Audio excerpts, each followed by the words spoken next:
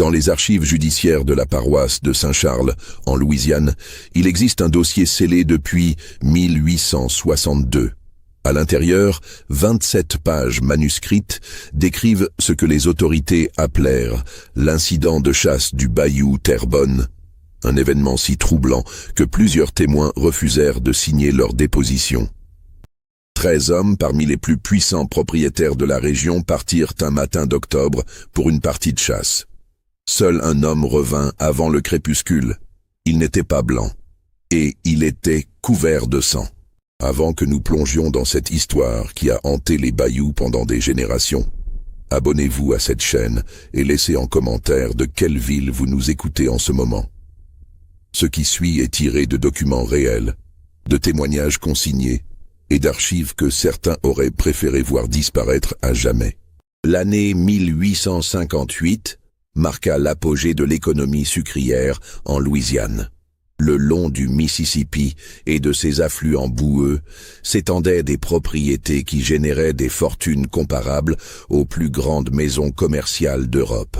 La paroisse de Saint-Charles, située à environ 40 km au nord-ouest de la Nouvelle-Orléans, comptait alors parmi les plus prospères. Ses plantations de canne à sucre s'étiraient sur des milliers d'hectares, entrecoupés de cyprières sombres et de marécages où le soleil ne pénétrait jamais vraiment. Les familles qui contrôlaient ces domaines formaient une aristocratie fermée, liée par le sang, le mariage et les intérêts commerciaux. Elles se réunissaient régulièrement dans le grand salon de la plantation Belle-Rive, propriété de Guillaume Thibaudeau, un homme de 54 ans dont la famille possédait des terres dans la région depuis l'époque où la Louisiane appartenait encore à la France. Ces réunions servaient officiellement à discuter des prix du sucre, des conditions de navigation sur le fleuve et des nouvelles techniques agricoles.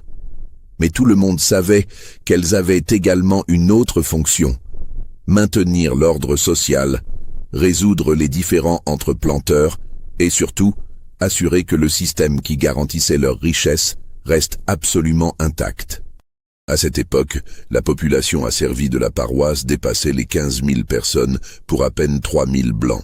Cette disproportion créait une tension permanente, une vigilance de tous les instants. Les planteurs vivaient dans la crainte obsessionnelle d'une révolte, hantés par le souvenir de la révolution haïtienne de 1804, où les esclaves avaient massacré leurs maîtres et pris le contrôle de l'île. Chaque murmure, chaque regard, chaque geste d'un esclave était scruté, analysé, interprété comme un signe potentiel de rébellion. C'est dans ce contexte qu'émergea la figure d'Elias, un homme dont le nom complet n'apparaît nulle part dans les registres officiels, comme c'était souvent le cas pour les personnes asservies qui ne portaient qu'un prénom. Elias avait environ 35 ans en 1858. Il appartenait à Thibaudeau depuis sa naissance sur la plantation Belle-Rive. Ce qui le distinguait des centaines d'autres esclaves de la paroisse était son rôle particulier. Il servait de guide lors des expéditions de chasse que les planteurs organisaient plusieurs fois par an dans les bayous. Les bayous de Louisiane étaient des territoires dangereux, même pour ceux qui les connaissaient bien. Labyrinthes aquatiques où cypres chauves émergeaient d'eaux noires et stagnantes, où le sol pouvait soudainement disparaître sous vos pieds, où alligators et serpents venimeux se confondaient avec les racines et les branches mortes. Seuls quelques hommes possédaient la connaissance intime de ces lieux pour y naviguer en sécurité. Elias était l'un d'eux. Son père, avant lui, avait été guide et son grand-père avant cela. Ils avaient transmis de génération en génération une cartographie mentale de ces étendues sauvages que nul blanc ne maîtrisait vraiment.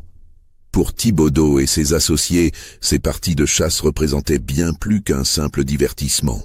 C'étaient des rituels, des démonstrations de domination sur la nature sauvage, qui reflétaient leur domination sur les hommes. Ils chassaient le cerf, le sanglier, parfois l'ours noir dans les parties les plus reculées des marais. Ils revenaient toujours avec du gibier, des histoires à raconter et un sentiment renforcé de leur propre puissance. Elias connaissait son rôle et l'exécutait avec une précision qui lui avait valu une réputation d'excellence parmi les planteurs de la région.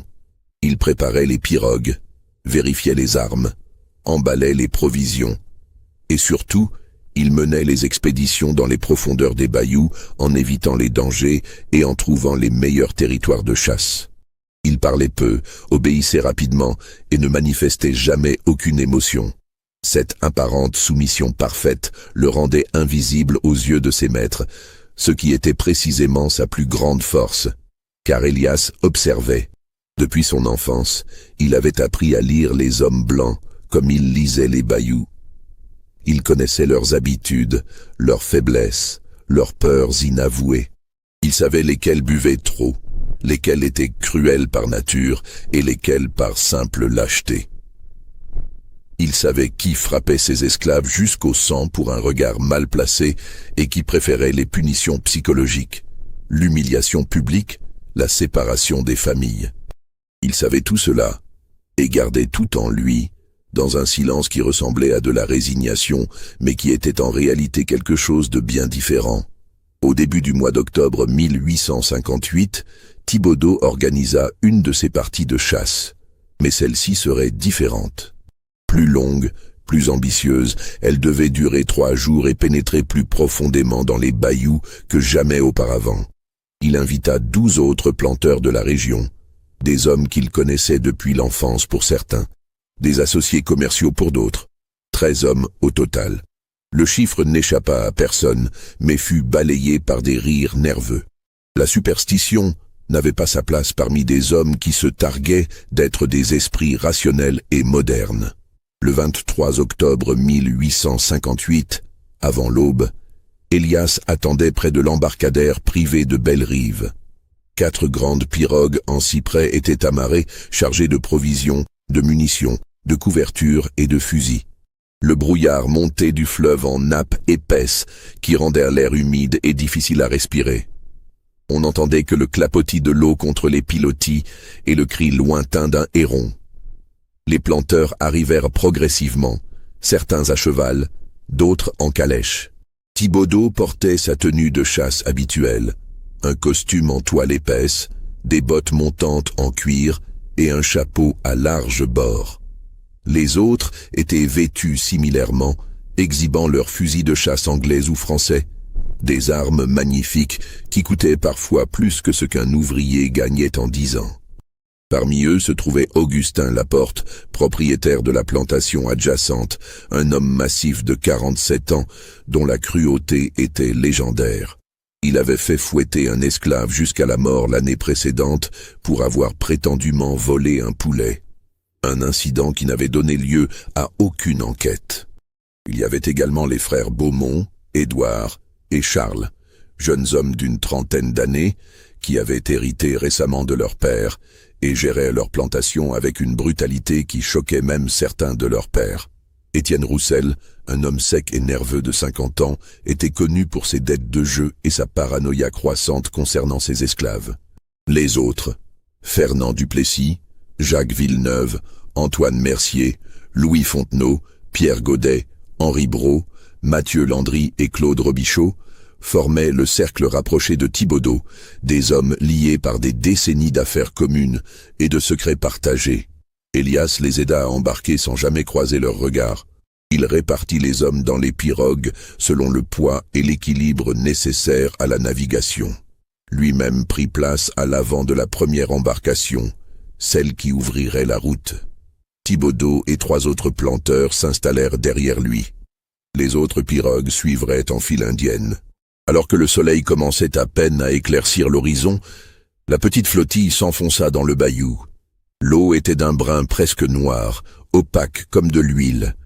Les cyprès se dressaient de chaque côté, leurs troncs massifs disparaissant dans des hauteurs que le brouillard rendait invisibles.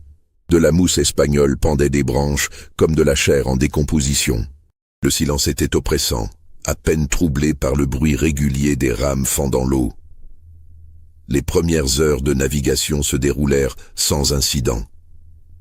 Elias menait l'expédition avec son habituelle précision, choisissant les canaux les plus praticables, évitant les zones trop peu profondes où les pirogues risquaient de s'échouer.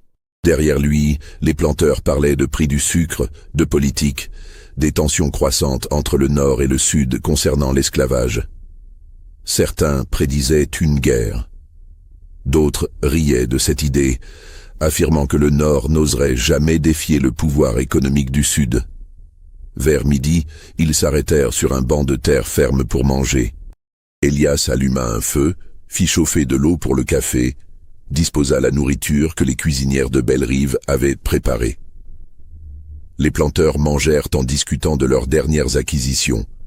Certains avaient acheté des esclaves lors des ventes aux enchères de la Nouvelle-Orléans, d'autres envisageaient d'acquérir de nouvelles terres.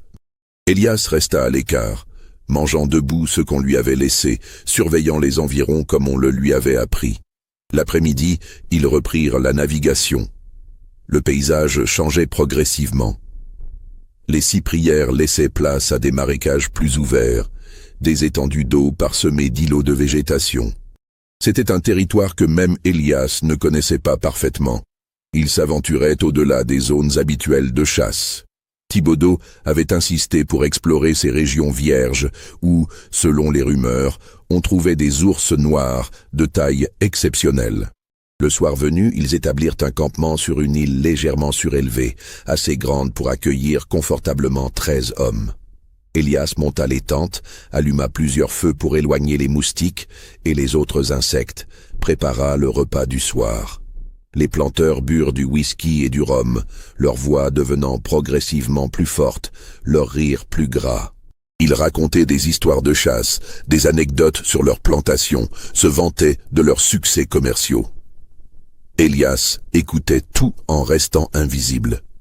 Il entendit la porte raconter comment il avait fait marquer au fer rouge un esclave qui avait tenté de s'enfuir. Il entendit les frères Beaumont se moquer d'un surveillant qui avait montré trop de compassion envers une femme enceinte et qu'ils avaient renvoyé. Il entendit Roussel décrire avec délectation le système de punition qu'il avait mis en place sur sa plantation. Un système si sophistiqué dans sa cruauté qu'il prétendait n'avoir presque plus besoin de recourir au fouet. La simple menace suffisait désormais. Et pendant qu'il écoutait, quelque chose se modifiait imperceptiblement dans l'expression d'Elias. Ses mains continuaient de s'activer, préparant le café, entretenant les feux, mais son regard avait changé. Il fixait maintenant ses hommes avec une intensité qu'aucun d'eux ne remarqua, car aucun ne le regardait vraiment. Pour eux, il n'était qu'un outil, une extension de leur volonté, aussi insignifiant qu'une rame ou un fusil. La nuit tomba complètement. Les feux projetaient des ombres dansantes sur les visages des planteurs. Au-delà du cercle de lumière, les bayous étaient une masse d'obscurité totale d'où montaient des sons étranges, coassements, clapotis, craquements dont l'origine restait mystérieuse. Progressivement, les hommes se retirèrent dans leurs tentes. Elias resta près du feu principal, veillant comme on le lui avait ordonné. Le lendemain matin, 24 octobre, commença dans une atmosphère légèrement différente. Le brouillard était encore plus dense que la veille, réduisant la visibilité à quelques mètres. Lorsque les planteurs émergèrent de leur tente, plusieurs se plaignirent d'avoir mal dormi, perturbés par des cauchemars ou par les bruits incessants de la nuit. Thibaudot proposa de consacrer la journée à la chasse proprement dite, plutôt qu'à explorer davantage. Ils se divisèrent en petits groupes. Elias devait accompagner Thibaudot et Laporte dans une direction, tandis que les autres se disperseraient selon leurs préférences. Le plan était de se retrouver au campement en fin d'après-midi pour partager le gibier et passer une dernière nuit avant de rentrer le jour suivant. C'est à ce moment que survint le premier événement étrange. Alors qu'Elias préparait son fusil, on lui permettait de porter une arme durant les chasses pour protéger les planteurs en cas de danger immédiat. Il remarqua que plusieurs hommes l'observaient avec une attention inhabituelle. Roussel en particulier le fixait avec une expression difficile à déchiffrer, mélange de méfiance et de quelque chose d'autre, peut-être de la peur. « Thibaudot, dit soudain Roussel, tu es certain que nous pouvons faire confiance à ce nègre avec un fusil chargé ?» Le silence tomba sur le camp. Tous les regards convergèrent vers Elias, qui restait immobile, tête légèrement baissée, attendant la réponse de son maître. Thibaudot rit un rire forcé. « Elias est avec ma famille depuis 35 ans. Son père avant lui, son grand-père avant cela. Il sait ce qui l'attend s'il ne se comporte pas correctement. N'est-ce pas, Elias ? Oui, maître, répondit Elias d'une voix neutre.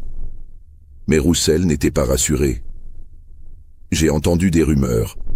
Des esclaves qui parlent de changement, qui murmurent que les abolitionnistes du Nord vont venir les libérer.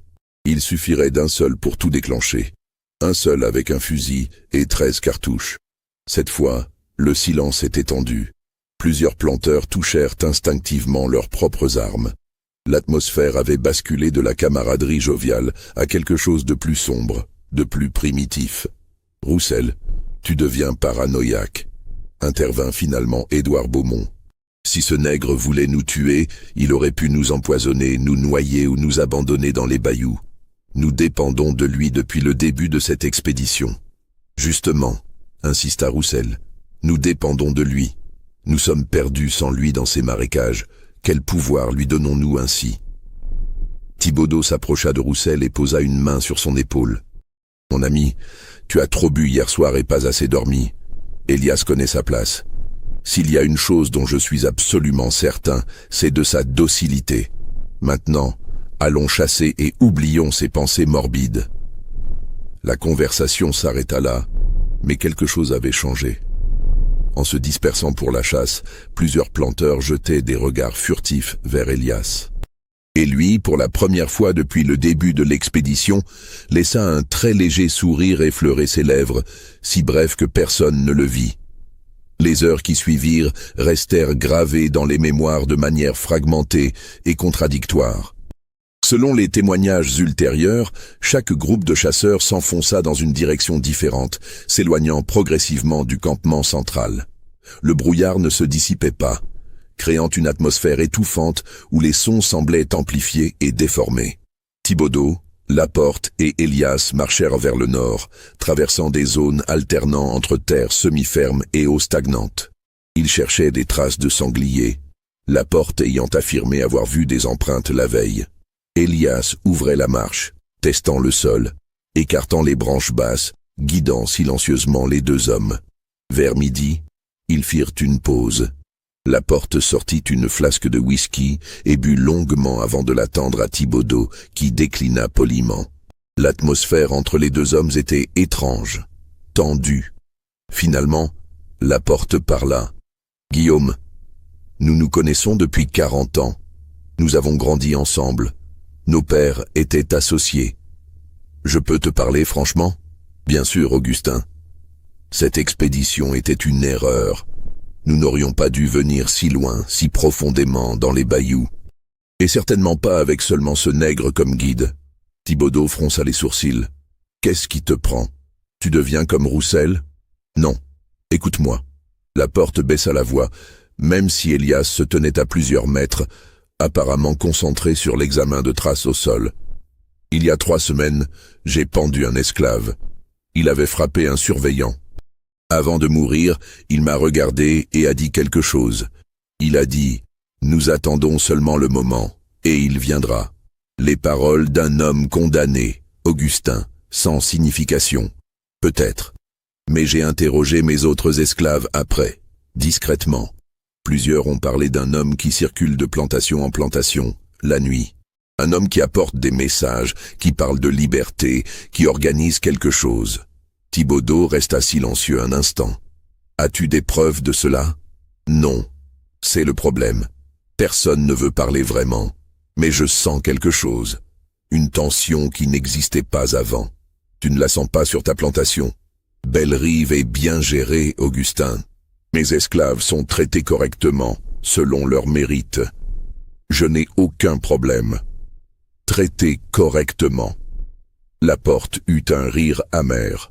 « Tu crois vraiment que cela change quelque chose ? Qu'ils nous aiment parce que tu ne les fouettes pas tous les jours ? Guillaume, ils nous haïssent, tous. Même les plus dociles, même ceux qui sourient et s'inclinent. Cette haine est dans leur sang, transmise de génération en génération. Et un jour, il ne finit pas sa phrase. Un coup de feu retentit au loin, venant de l'est, puis un autre. Puis le silence retomba. « Quelqu'un a trouvé du gibier », dit Thibaudeau en se levant. « Retournons au camp. » Ils marchèrent pendant ce qui leur sembla être 1 heure, peut-être plus. Mais quelque chose n'allait pas. Le paysage ne correspondait plus.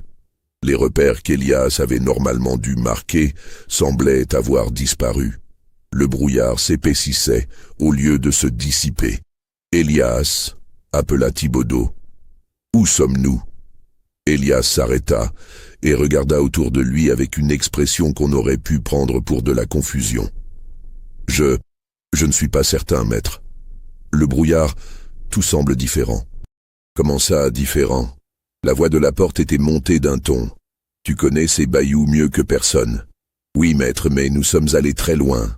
Plus loin que je ne suis jamais allé. Je pensais reconnaître le chemin.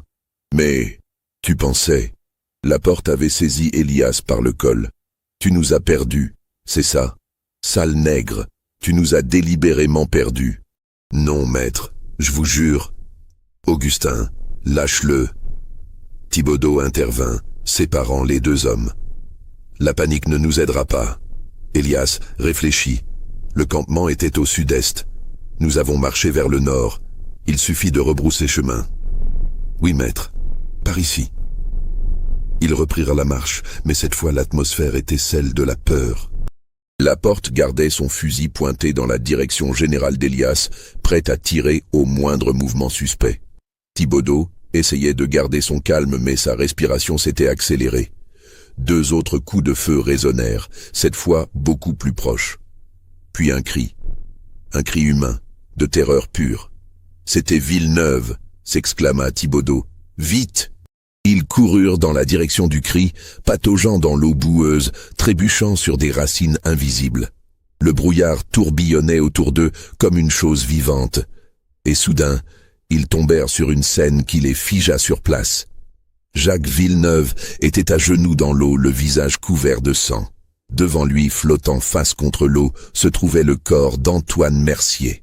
Une large tache rouge s'étendait autour du cadavre. « Jacques, que s'est-il passé ?» Thibaudeau s'agenouilla près de Villeneuve qui tremblait de manière incontrôlable. Il est tombé. Son fusil. Le coup est parti. Dans la gorge. Thibaudeau retourna le corps de Mercier. Effectivement, une terrible blessure déchirait son cou.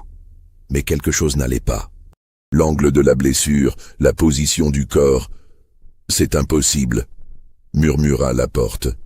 S'il était tombé avec son fusil, la blessure ne serait pas... « Il est tombé, » hurla presque Villeneuve. « Je vous dis qu'il est tombé. J'ai couru vers lui, mais il était déjà... Pendant ce temps, Elias s'était écarté légèrement du groupe, observant la scène avec une expression indéchiffrable.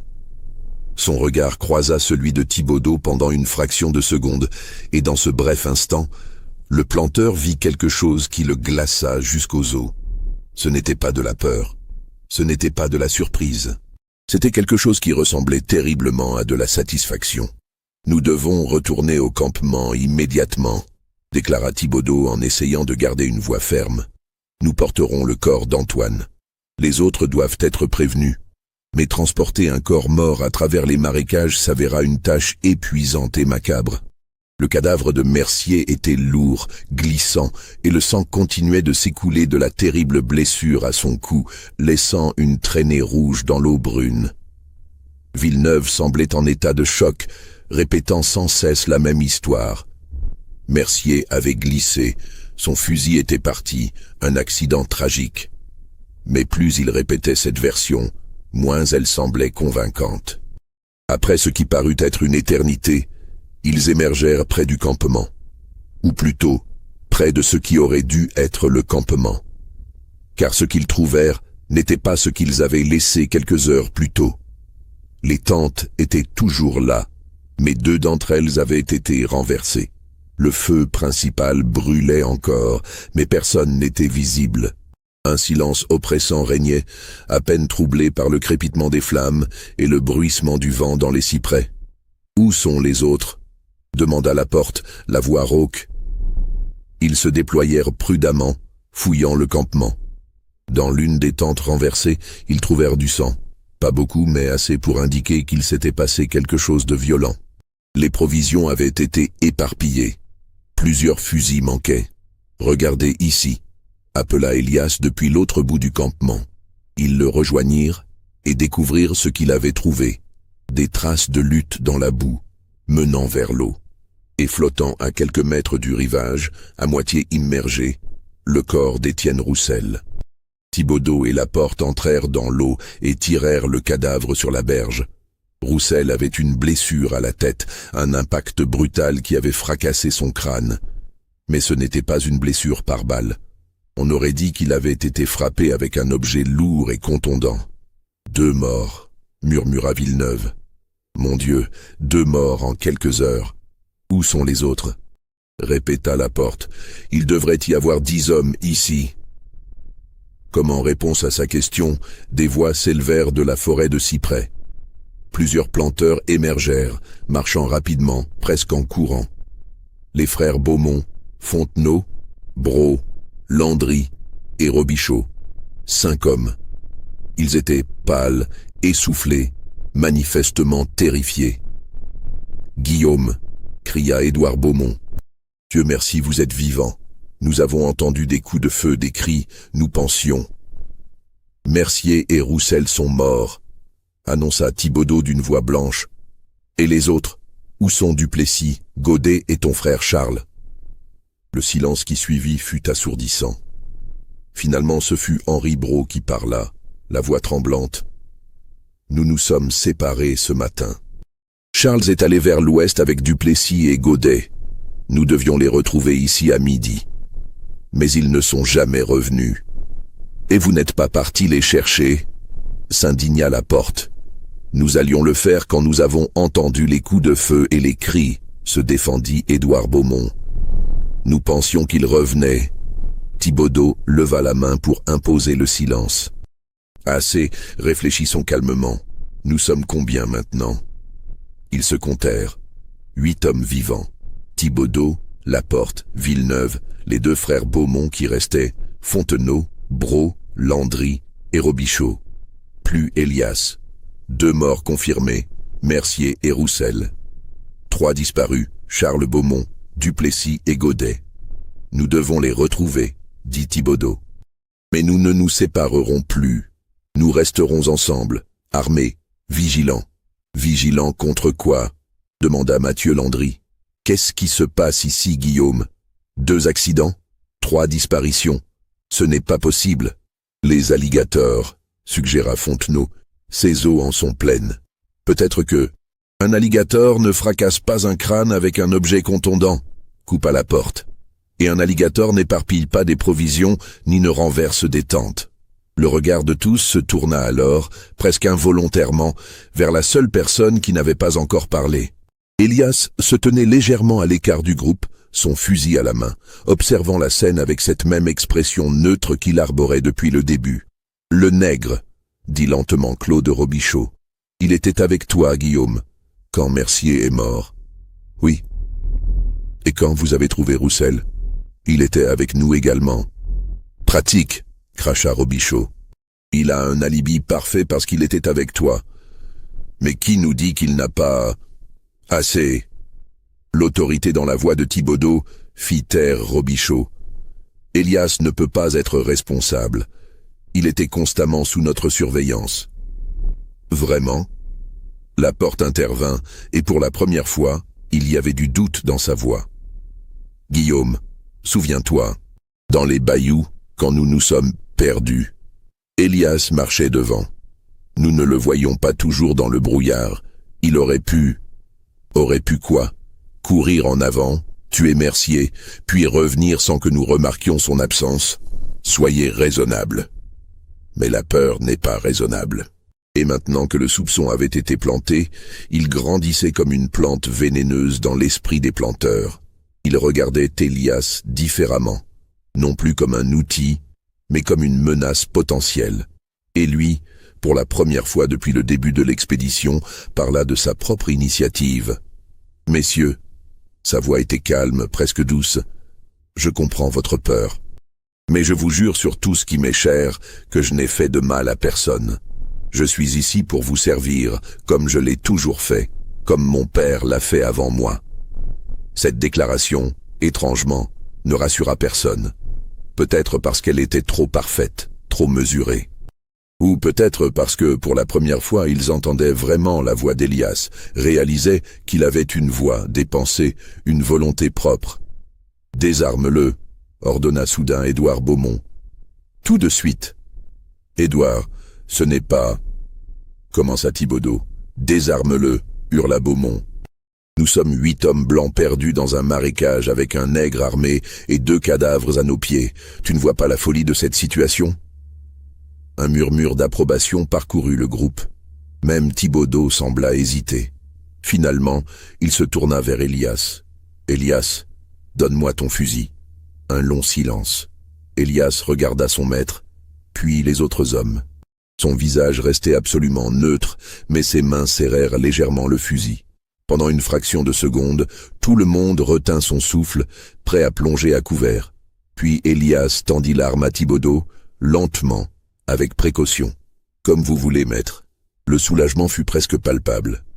La porte s'approcha et fouilla Elias, trouvant un couteau de chasse qu'il confisqua également. Désarmé, Elias recula de quelques pas et s'assit sur un rondin près du feu, attendant. « Bien, » dit Thibaudeau, en essayant de reprendre le contrôle de la situation. « Maintenant nous devons retrouver Charles, Duplessis et Godet. Nous irons vers l'ouest, tous ensemble. Nous ne nous séparerons sous aucun prétexte. » Ils rassemblèrent des provisions, vérifièrent leurs munitions et se mirent en marche, laissant les corps de Mercier et Roussel au campement. Elias marchait au centre du groupe, encadré par des hommes armés. La confiance était rompue, remplacée par une suspicion toxique qui empoisonnait chaque geste, chaque regard. L'expédition vers l'ouest devint rapidement un cauchemar.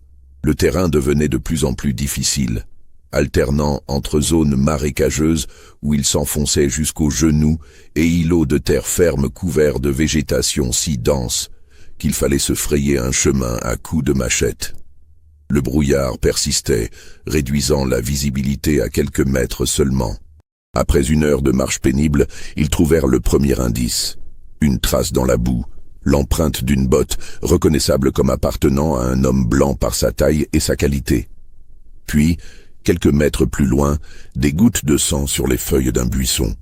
« Ils sont passés par ici », murmura Fontenot. « Mais où sont-ils maintenant ?» Ils suivirent la piste, qui devenait de plus en plus erratique. Les empreintes suggéraient que quelqu'un, ou plusieurs personnes, avaient couru, trébuchant, tombant, se relevant. Les traces de sang devenaient plus fréquentes. Puis, ils entendirent un son, faible, presque inaudible, une voix humaine appelant au secours. Par là, Brault pointa vers un bosquet dense de cyprès. Ils se précipitèrent, écartant les branches, pataugeant dans l'eau, et ils le trouvèrent, Charles Beaumont, le jeune frère d'Édouard, recroquevillé contre un arbre. Il était vivant, mais dans un état terrible. Son visage était lacéré de coupures, ses vêtements déchirés et trempés de sang. « Charles !» Édouard se jeta à genoux près de son frère. Que t'est-il arrivé? Où sont Duplessis et Godet? Charles leva des yeux égarés vers son frère. Sa bouche s'ouvrit, se ferma, s'ouvrit à nouveau. Quand il parla enfin, sa voix était à peine un murmure rauque. Ils sont morts. Tous les deux. Morts. Comment? Qui les a tués? Je ne sais pas. Nous marchions. Duplessis était devant. Soudain, il a crié. Quand nous sommes arrivés, il était dans l'eau se débattant. Quelque chose le tirait vers le fond. Godet a essayé de le sauver, et la même chose lui est arrivée. Ils ont disparu sous l'eau. Je les ai entendus hurler, encore et encore, puis plus rien. Des alligators? Suggéra Landry. Non. Charles secoua violemment la tête. Ce n'étaient pas des alligators. C'était organisé. Comme si quelque chose attendait, planifiait. Tu divagues, dit Laporte. La peur te fait imaginer des choses. Non, je sais ce que j'ai vu. Après la disparition de Godet, j'ai couru. J'ai couru sans regarder derrière moi. Mais je sentais une présence. Quelque chose me suivait dans le brouillard. Plusieurs fois, j'ai cru voir des ombres, des silhouettes qui bougeaient entre les arbres. Un silence glacial tomba sur le groupe. Robichaud rompit finalement le silence. Des silhouettes? Combien? Je ne sais pas.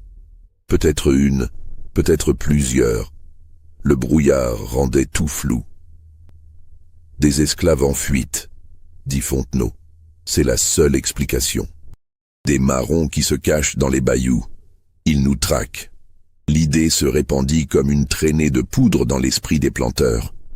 C'était une peur qu'ils connaissaient bien, une peur que leur société entretenait constamment, celle des esclaves échappés, vivant dans les zones sauvages, formant des communautés clandestines, lançant des raids contre les plantations. Il y avait eu des cas documentés dans l'histoire de la Louisiane, des groupes de marrons qui avaient survécu pendant des années dans les marécages, insaisissables, dangereux. Si c'est vrai, dit Thibaudeau lentement, alors nous sommes en grand danger. Nous ne connaissons pas ces bayous comme eux, nous sommes épuisés, certains sont blessés. Nous devons retourner au campement, rassembler nos forces et partir immédiatement. Et abandonner les corps de Duplessis et Godet, protesta Brault. Nous n'avons pas le choix. Si nous restons, nous risquons de tous finir morts. Ils se mirent d'accord et commencèrent le trajet de retour, portant Charles qui pouvait à peine marcher. Mais quelque chose avait changé dans leur dynamique. Ils regardaient constamment par-dessus leurs épaules, sursautaient au moindre bruit. Et surtout, ils regardaient Elias avec une hostilité croissante. Car si des marrons se cachaient dans ces bayous, comment avaient-ils su exactement où trouver les planteurs? Comment connaissaient-ils leurs mouvements? La réponse semblait évidente, quelqu'un les avait guidés. Quelqu'un qui connaissait les bayous, qui connaissait les planteurs, qui avait tout organisé depuis le début. « C'était toi », dit soudain Laporte en s'arrêtant et en pointant son fusil vers Elias. « Tu les as menés ici, tu savais qu'ils étaient là, c'était un piège depuis le début. » Elias ne répondit pas immédiatement. Il regarda Laporte avec cette même expression neutre, puis, très lentement, un sourire apparut sur ses lèvres. Un sourire terrible, car il ne contenait aucune peur, aucune soumission. Seulement quelque chose qui ressemblait terriblement à de la victoire. « Messieurs, dit-il finalement d'une voix douce, je ne sais pas de quoi vous parlez. Menteur !» Laporte arma son fusil. « À vous, ou je te tue sur place. » Augustin, non. Thibaudeau s'interposa. « Nous n'avons aucune preuve. » Aucune preuve. Laporte était au bord de l'hystérie. 5 hommes morts, 5. Et lui, ce sale nègre, il sourit. Il sourit. Peut-être sourit-il parce qu'il nous voit nous détruire nous-mêmes, intervint calmement Édouard Beaumont. Regardez-nous. Nous nous retournons les uns contre les autres. Nous perdons la raison. C'est exactement ce qu'ils veulent. Ils? Répéta Robichaud.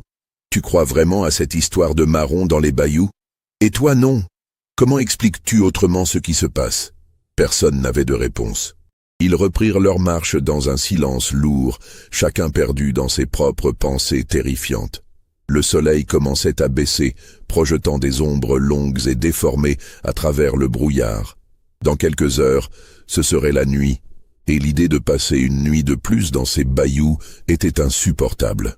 Quand ils atteignirent enfin le campement, le spectacle qui les attendait acheva de briser le peu de courage qui leur restait. Les corps de Mercier et Roussel avaient disparu. À leur place, on avait laissé un message, si on pouvait appeler cela ainsi. Les fusils confisqués à Elias étaient plantés dans le sol, formant un cercle parfait. Au centre, un tas de cendres encore fumantes. « Ah, ils sont venus ici », murmura Fontenot. « Pendant que nous cherchions les autres, ils sont venus ici. Combien sont-ils » demanda Brault d'une voix tremblante. Personne ne répondit, car la vraie question n'était pas combien, mais où. Où étaient-ils en ce moment précis? Dans les arbres, dans l'eau, derrière le prochain bosquet de cyprès. Observant, attendant le moment parfait pour frapper. Si cette histoire vous donne des frissons, laissez un j'aime et dites-nous en commentaire ce que vous pensez qu'il s'est vraiment passé dans ces bayous, car nous n'en sommes qu'au début de cette nuit terrible. La nuit tomba comme un linceul. Ils avaient allumé un grand feu au centre du campement, et s'étaient rassemblés autour, dos au feu, fusils pointés vers l'obscurité environnante. 8 hommes terrifiés et un esclave qui restait étrangement calme. Les heures passèrent dans une tension insoutenable. Chaque son, le ululement d'un hibou, le clapotis de l'eau, le craquement d'une branche, les faisait sursauter. Plusieurs fois, ils crurent voir des mouvements dans les ombres et tirèrent des coups de feu au hasard dans l'obscurité. Mais il n'y avait jamais rien. Vers minuit, Louis Fontenot se leva brusquement. « Je n'en peux plus », dit-il. « Je ne peux pas rester ici à attendre d'être massacré. Je préfère tenter ma chance dans les bayous. Au moins, je bougerai. »« Louis, ne sois pas stupide », protesta Thibaudeau. « Seul dans l'obscurité, tu n'as aucune chance. Et ici, quelle chance ai-je ici ?» Fontenot riait maintenant, un rire déséquilibré. « Nous sommes 8 idiots assis autour d'un feu, des cibles parfaites. »« Il a raison, » dit soudainement Mathieu Landry. « Nous devrions partir. Maintenant, nous prenons les pirogues et nous ramons toute la nuit. Au moins, sur l'eau, nous verrons venir les attaques. » Un débat fiévreux s'ensuivit. Certains voulaient rester jusqu'au matin, d'autres voulaient partir immédiatement. Les voix montaient, les accusations fusaient. La cohésion du groupe se désintégrait complètement. C'est alors qu'Elias parla. « Il y a une autre possibilité, messieurs. » Tous se turent et se tournèrent vers lui. Dans la lumière vacillante du feu, son visage semblait celui d'un étranger. Plus le serviteur docile qu'il croyait connaître, mais quelqu'un d'entièrement différent. « Quelle possibilité ?» demanda Thibaudeau d'une voix méfiante. « Que vous écoutiez ce que j'ai à vous dire, vraiment écoutiez pour la première fois de votre vie. »« Qu'est-ce que... » commença Laporte, mais Thibaudeau leva la main. « Laisse-le parler. » Elias se leva lentement. Il était désarmé, entouré d'hommes avec des fusils, mais étrangement, c'était lui qui semblait avoir le pouvoir dans ce cercle de lumière. « Il n'y a pas de marron dans ces bayous, » dit-il calmement. « Il n'y a jamais eu personne d'autre que nous 13 depuis le début. »« Menteur !» cracha Robichaud. « Alors comment expliques-tu les morts ?»« Je vais vous expliquer. Mais d'abord, laissez-moi vous raconter une histoire. L'histoire de 3 générations d'hommes de ma famille qui ont servi la vôtre. Guillaume Thibaudeau, mon grand-père, mon père et moi. 3 générations qui ont appris ces bayous, qui les ont explorés, cartographiés dans leur tête. 3 générations qui ont écouté, observé, mémorisé chaque secret que vous, messieurs, avez laissé échapper en notre présence. Où veux-tu en venir ? La voix de Thibaudeau était devenue très calme, très froide. Je veux en venir au fait que vous m'avez demandé de vous mener dans les parties les plus reculées des bayous, des endroits que je suis le seul à vraiment connaître, des endroits où le sol semble solide mais s'effondre soudainement, où l'eau paraît peu profonde mais plonge soudain dans des fosses de 3 mètres, où les courants cachés peuvent entraîner un homme vers le fond en quelques secondes. Le silence était total maintenant. Même le feu semblait s'être tu. « Mercier n'est pas tombé », continua Elias. « Je lui ai demandé de regarder quelque chose dans l'eau, pendant que nous étions momentanément séparés de Thibaudeau et Laporte par le brouillard. Une trace d'ours, ai-je dit. Il s'est penché, curieux. Il suffisait d'une poussée. Une seule. Rapide. Son fusil est effectivement parti, mais la blessure à son cou, je l'ai faite avec mon couteau avant de vous rejoindre. J'ai ensuite laissé le couteau tomber dans l'eau. »« Salaud !» murmura Villeneuve. Roussel était facile. Il était paranoïaque, isolé des autres. Je lui ai suggéré de vérifier quelque chose près de l'eau, pendant que le reste du groupe était distrait. Une pierre dans la tête pendant qu'il était penché. Simple, efficace. « Mais Duplessis et Godet ?» demanda Édouard Beaumont. « Tu n'étais pas là. »« Non, mais je connaissais le chemin qu'ils prendraient. Je les avais entendus en discuter la veille. Il y a un endroit vers l'ouest, un passage qui semble être un raccourci, mais qui longe une fosse très profonde, avec des courants dangereux. J'avais simplement disposé quelques branches de manière à guider leurs pas exactement où je voulais qu'ils aillent. La nature s'est occupée du reste. Et mon frère, la voix d'Édouard tremblait. Charles, ah, Charles. Elias sourit. Charles a paniqué quand ses compagnons sont morts. Il a couru, s'est blessé en tombant, s'est perdu. Je n'ai même pas eu besoin de le toucher. Sa propre peur a fait le travail. Mais les corps de Mercier et Roussel, insista Thibaudeau, qui les a pris?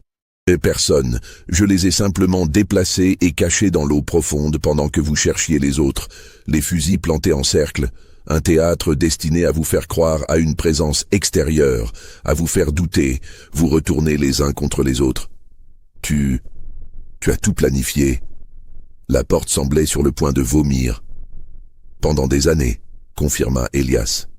Depuis que j'ai compris que cette expédition aurait lieu, depuis que j'ai su que vous voudriez aller plus loin que jamais dans les bayous, c'était l'opportunité parfaite. Des accidents peuvent arriver dans les marécages. Des hommes se perdent, se noient, disparaissent. Qui pourrait prouver le contraire? Mais pourquoi? C'était Thibaudeau qui avait posé la question, et il y avait quelque chose qui ressemblait à de la douleur dans sa voix. Je t'ai bien traité. Ta famille a toujours été bien traitée. Pour la première fois, la voix d'Elias monta, chargée d'une rage contenue pendant des décennies. Ma mère a été vendue quand j'avais 8 ans, parce que votre père avait des dettes de jeu. Mon frère a été fouetté à mort pour avoir appris à lire. Ma femme a été violée par votre contremaître, pendant que je devais rester silencieux, sourire, servir le thé. Vous appelez cela bien traité? Je ne savais pas, murmura Thibaudeau. Bien sûr que vous ne saviez pas. Vous ne voyez pas. Vous ne nous avez jamais vus comme des êtres humains. Nous sommes des outils pour vous, des animaux de somme, et maintenant... Il regarda autour du cercle, ses yeux brillants dans la lumière du feu. Maintenant, 5 d'entre vous sont morts, et je vais vous dire quelque chose de plus terrible encore. Quoi? Souffla Henri Brault. Je ne suis pas sûr de vouloir que vous mouriez tous. Ce serait trop simple, trop rapide. Non, je pense que certains d'entre vous devraient survivre, devraient retourner à la civilisation et raconter ce qui s'est passé.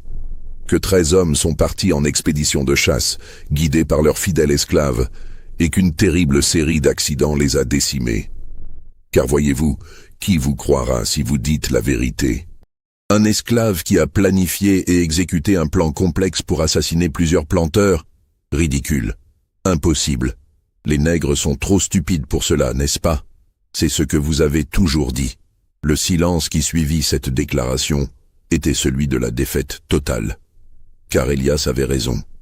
S'ils accusaient ouvertement un esclave d'avoir orchestré ces meurtres, cela impliquerait qu'ils avaient été surpassés intellectuellement par quelqu'un qu'ils considéraient comme leur inférieur. Cela briserait la fiction fondamentale sur laquelle reposait tout leur système social. Alors quoi? Demanda finalement Laporte. Tu vas nous tuer tous ici? Non. Comme je l'ai dit, certains d'entre vous survivront. Mais lesquels? Elias sourit. Cela dépend de vous. Voyez-vous, je connais ce campement. Je sais qu'il y a exactement 4 pirogues. Assez pour peut-être 6 ou 7 hommes si vous vous serrez. Mais vous êtes 8. Plus moi. Quelqu'un devra rester. C'est de la folie, s'écria Robichaud. C'est de la survie. La même logique brutale que vous appliquez quotidiennement sur vos plantations. Le fort survit, le faible périt. Maintenant, c'est à vous de vivre cette réalité. Un moment de silence atroce passa. Puis, lentement, les planteurs commencèrent à se regarder les uns les autres. Dans leurs yeux, la peur laissait place à quelque chose de plus laid encore. Le calcul froid de la survie. Ce fut Fontenot qui bougea le premier. Il se leva brusquement et courut vers les pirogues. Les autres le suivirent instantanément, une ruée désespérée. Des coups de feu éclatèrent. Dans la confusion, il était impossible de savoir qui tirait sur qui. Des cris, des hurlements, le chaos total. Quand le silence retomba, 3 corps supplémentaires gisaient au sol. Fontenot touché dans le dos. Brault, la moitié du visage arraché. Landry, agonisant d'une blessure au ventre. Les 5 survivants, Thibaudeau, Laporte, Villeneuve, Édouard Beaumont et Robichaud, se regardèrent avec horreur, réalisant ce qu'ils venaient de faire. Ils s'étaient entretués, exactement comme Elias l'avait prédit. « Montez dans les pirogues », dit Elias calmement. Il y a juste assez de place pour vous 5 maintenant.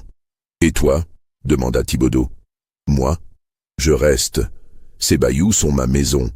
Je connais des endroits où je peux survivre, des communautés cachées qui m'accueilleront. Des marrons réels, pas ceux que vous avez imaginés ce soir. Nous allons te dénoncer, dit Laporte sans conviction. Vraiment? Et dire quoi exactement?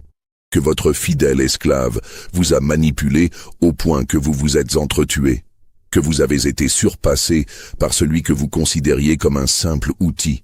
Non, Augustin. Vous raconterez une histoire de chasse qui a mal tourné, d'accidents tragiques dans les bayous dangereux. Peut-être même accablerez-vous quelques esclaves morts pour apaiser les soupçons. C'est ce que vous faites toujours, n'est-ce pas? Il avait raison, et il le savait. Sans un mot de plus, les 5 hommes montèrent dans les pirogues. Charles Beaumont, trop blessé pour ramer, fut placé au centre d'une embarcation. Ils prirent les rames et commencèrent à s'éloigner du campement. Elias resta debout près du feu, observant les pirogues disparaître dans l'obscurité.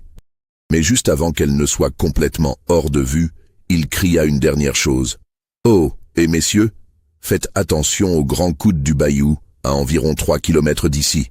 Le courant y est particulièrement traître la nuit. » Un cri de terreur répondit quelques minutes plus tard, puis le bruit d'une pirogue se renversant.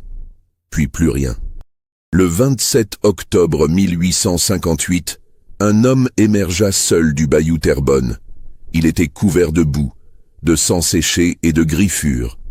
Ses vêtements étaient en lambeaux. Il marchait avec difficulté, boitant sévèrement. Cet homme était Elias. Il se rendit directement aux autorités de la paroisse de Saint-Charles et rapporta une tragédie terrible. 13 planteurs avaient organisé une partie de chasse dans les bayous. Il les avait guidés fidèlement, comme il l'avait toujours fait. Mais les accidents s'étaient accumulés, des chutes, des noyades, des coups de fusil malheureux. Le brouillard, la désorientation, la panique. Les hommes avaient commencé à se retourner les uns contre les autres, à s'accuser mutuellement. Dans le chaos final, la plupart étaient morts. Lui-même avait failli périr plusieurs fois en tentant de sauver ses maîtres. L'histoire était incroyable, impossible. Et pourtant, que pouvait-on faire d'autre que la croire? La version alternative, qu'un esclave avait orchestré le massacre de 13 hommes blancs parmi les plus puissants de la région, était tout simplement impensable pour la société de l'époque. Une expédition fut organisée pour récupérer les corps. On retrouva 8 cadavres sur 12. Les autres avaient disparu dans les eaux profondes et boueuses des bayous, probablement emportés par les alligators ou le courant. Parmi les survivants annoncés par Elias, aucun ne revint jamais. On supposa qu'ils avaient également péri, leurs corps perdus à jamais dans le labyrinthe aquatique. L'enquête officielle conclut à une série d'accidents tragiques aggravés par des conditions météorologiques difficiles et une mauvaise préparation. Personne ne fut accusé. Comment accuser un esclave qui avait risqué sa vie pour tenter de sauver ses maîtres? Mais des rumeurs circulèrent. Dans les quartiers d'esclaves, on murmurait qu'Elias n'était pas rentré seul, qu'il avait été accompagné sur une partie du chemin par des ombres silencieuses venues des profondeurs des bayous. On racontait que dans certaines communautés cachées de marrons, on célébrait la nuit du 23 octobre comme une victoire secrète. Les plantations des hommes morts furent vendues, dispersées. Les familles se brisèrent. L'économie de la paroisse de Saint-Charles ne se remit jamais complètement de la perte de tant de ses piliers en une seule nuit. Quant à Elias, il fut officiellement affranchi 6 mois plus tard par décision testamentaire. Thibaudot, dans un document rédigé avant l'expédition, avait prévu de libérer Elias en reconnaissance de ses services loyaux. Une ironie que personne ne releva. Il disparut peu après, et personne ne sut jamais ce qu'il était devenu. Certains disaient l'avoir vu embarquer sur un bateau à vapeur remontant le Mississippi vers le nord. D'autres juraient l'avoir aperçu dans les rues de la Nouvelle-Orléans, travaillant comme guide pour les marchands. D'autres encore affirmaient qu'il n'avait jamais quitté les bayous, qu'il vivait quelque part dans les profondeurs, libre enfin. La vérité, quelle qu'elle soit, disparut avec lui. Dans les archives judiciaires, le dossier fut scellé. Trop de questions sans réponse, trop d'incohérences dans les témoignages, trop de risques que la véritable histoire, quelle qu'elle soit, émerge et bouleverse l'ordre social déjà fragile de la Louisiane pré-guerre civile. Mais parfois, tard dans la nuit, les descendants des familles touchées par cette tragédie se réveillaient en sueur, hantés par un rêve récurrent. Dans ce rêve, ils étaient dans un bayou obscur, perdus, traqués. Et derrière eux, ils entendaient une voix douce et calme qui leur disait « Par ici, maître, je connais le chemin, suivez-moi ». Les 13 planteurs étaient partis chasser avec leurs esclaves. Seul lui était revenu, couvert de sang. L'histoire officielle parlait d'accidents tragiques. Mais dans le silence des nuits louisianaises, dans le murmure du vent à travers les cyprès, dans le clapotis de l'eau noire des bayous, une autre vérité persistait. Une vérité sur le pouvoir de ceux qu'on sous-estime, sur la vengeance de ceux qu'on opprime, sur l'intelligence de ceux qu'on croit stupides, sur la patience de ceux qui attendent le moment parfait. Et surtout, une vérité sur le fait que dans les endroits sauvages, loin de la civilisation et de ses lois, la nature véritable des hommes se révèle, qu'ils soient maîtres ou esclaves. Et dans cette révélation, parfois, l'ordre du monde se renverse, ne serait-ce que pour une nuit terrible dans les bayous de Louisiane. Vous venez d'entendre l'histoire de l'incident de chasse du bayou Terrebonne. Les documents existent, les noms ont été changés, mais les événements sont consignés dans des archives scellées depuis plus d'un siècle et demi. Alors je vous pose la question, croyez-vous que tout cela s'est vraiment passé? Qu'un seul homme a pu orchestrer la destruction de 13 autres par la seule force de son intelligence et de sa connaissance du terrain? Ou y avait-il vraiment quelque chose d'autre dans ces bayous cette nuit-là, quelque chose que nous ne comprenons pas encore? Laissez vos théories en commentaire. Abonnez-vous pour plus d'histoires sombres tirées des archives oubliées de l'histoire. Et si vous connaissez quelqu'un qui aime les mystères historiques qui donnent froid dans le dos, partagez cette histoire avec eux. Car rappelez-vous, l'histoire est écrite par les vainqueurs. Mais parfois les véritables vainqueurs ne sont pas ceux qu'on croit.